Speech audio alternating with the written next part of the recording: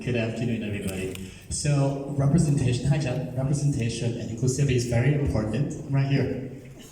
I'm right here, Paolo. Yeah. So representation and inclusivity is very important. That's why seeing Dante as one of the lost boys in Hook and you as the hot prince in Cinderella is a big deal for me. So my question is, how do you see representation then and representation now? And what do you think your film can accomplish?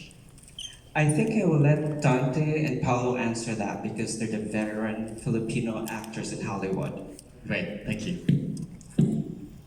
I think that hello. Well, representation is it's been a hot word in Hollywood for a long time. And of course, me and Paolo have been around for decades now in Hollywood. Representation back then was just us being in film, which is important in a generation. In generations past, to see people that look like them on screen is very important. That's representation. How it's changed is an amazing thing. As Asians in Hollywood, we're at the highest profile we've been in Hollywood, the history of Hollywood right now, which is phenomenal. And what does representation mean now? Representation means, back then, you understand that every role that we played, and 99% of all roles in Hollywood were written by white, straight men, which is not, mean it's fake or it means racist or anything. It's just one perspective of the world. Representation now is our stories being told by us, written by us, directed by us, and us having our perception and our storytelling, not just our faces, which is very important, but also our words and our direction as being a part of that's true representation. And having the conversation of Hollywood now is the conversation of us as Filipinos, as Africans, as African Americans, as Latinos, us telling our stories, because there's no way that, white men can tell our stories in the same way that we can tell our stories. And so that's the new representation, the conversation of art through our own view and our own words. And financed by us. Yeah, also, yes, financed by us.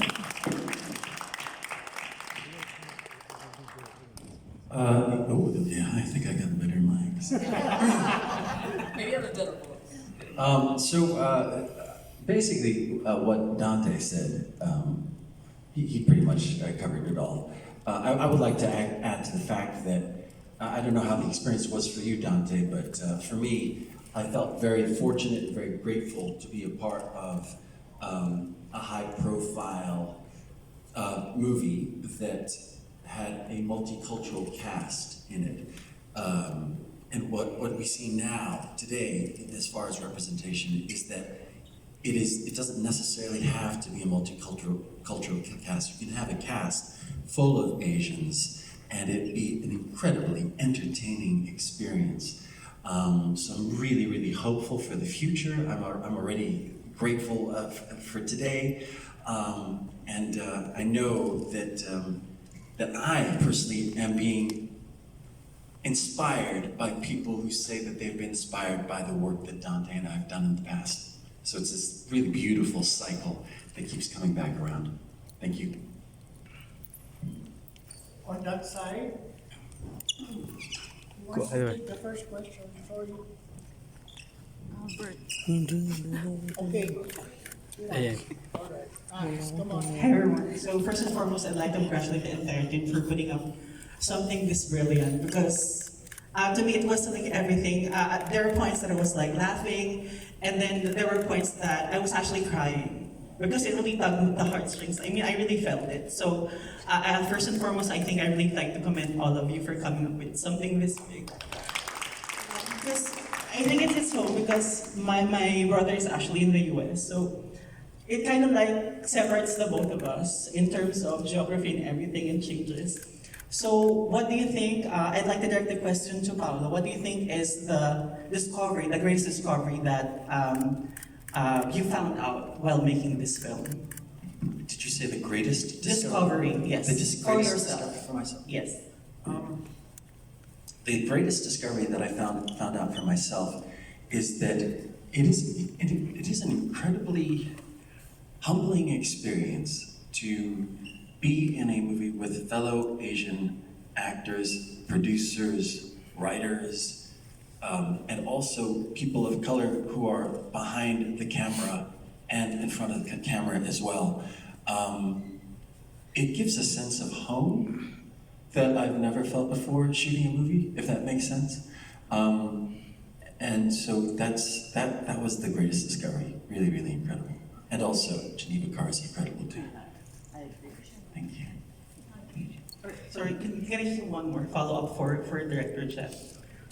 So I think when I was reading through the thing that was given to us, the materials, Press kit, yeah. the press kit, sorry, you actually won the audience award. I think more than anything, it speaks very well for the film that the audience really loved it. So what do you think is something that made the audience love the film?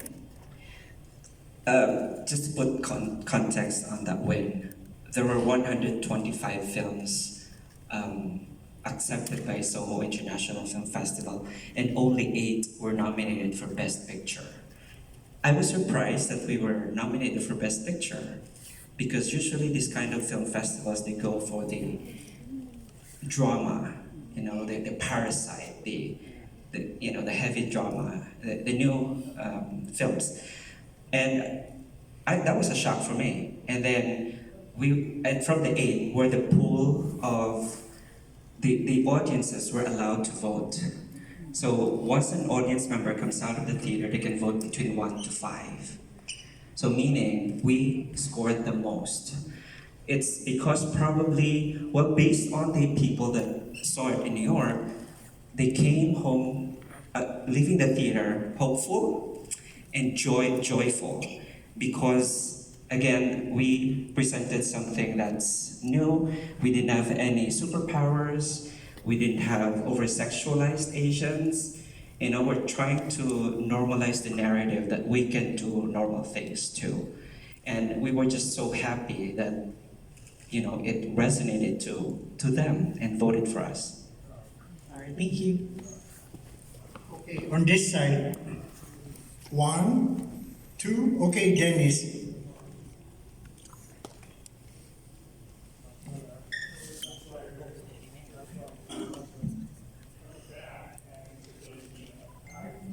Microphone. Microphone.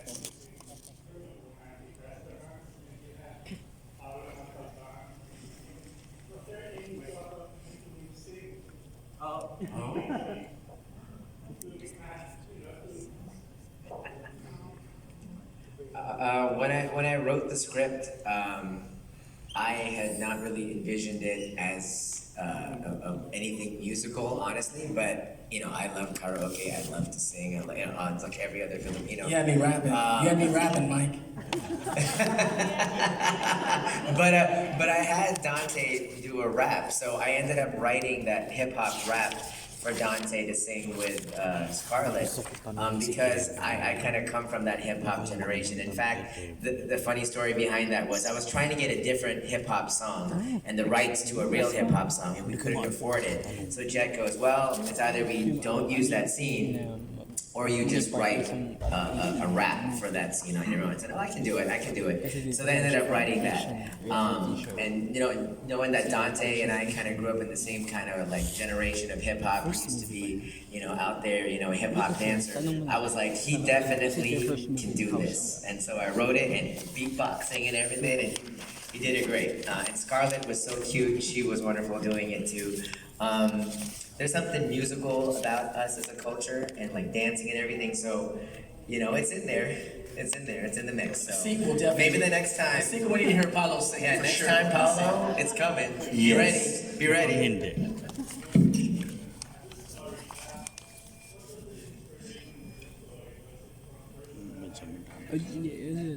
First Asian movie. No, the experience really was from my own divorce that was happening kind of around that same time. And I just wanted to write something that was a little cathartic for me. And, for those of you who don't know my background, I'm not a screenwriter, and I've never done this before. So this is my first time ever doing this. And I just wrote it because I had time to write it in the pandemic. And I just got the software and I just wrote it. And thank goodness there are a village, a community of people that really stepped up to help me make this like a very professional thing. thing. So I really thank Jhett for reading my script and then saying, yeah, I like it, let's see how we can make this a real movie. And then we went from that premise and then somehow brought this community together, and these beautiful people that we couldn't have made this movie without. Did you have a happy ending, like the movie? Well, I'll answer that. Oh, for him? Okay, let's just say his writing, he fictionalized it because he wishes that his divorce went like the movie did. Okay? Thank you. Yeah, and I allowed it to happen. Tita Toots, I think I'll just interrupt now and maybe I can just ask questions na lang because I